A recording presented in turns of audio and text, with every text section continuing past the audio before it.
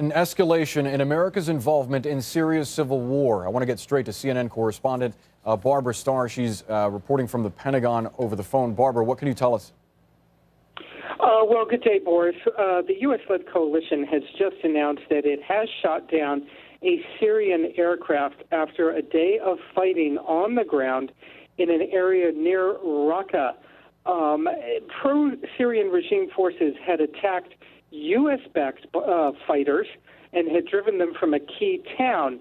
So there had been, a lot of fighting on the ground between these pro-regime forces and the U.S.-backed forces. The U.S. came in, conducted a show of force with fighter jets, basically trying to scare off the pro-regime advance. They did that.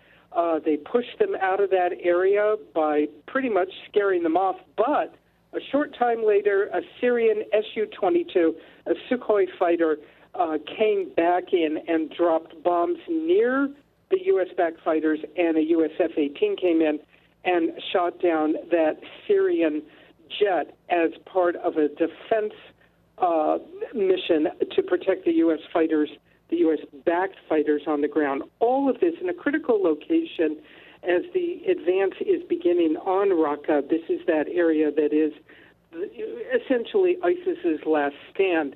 The Syrian regime came out with a very strong statement against the U.S. It said it was fighting, it continues to claim it's fighting against ISIS, but it was in fact fighting against U.S.-backed forces.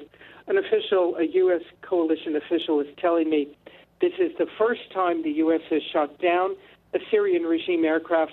And while there was no direct threat to any U.S. military in the area at the time, it escapes no one's attention that U.S. Special Forces are in that area acting as advisors to the very forces the U.S. tried to defend today by shooting down that Syrian aircraft.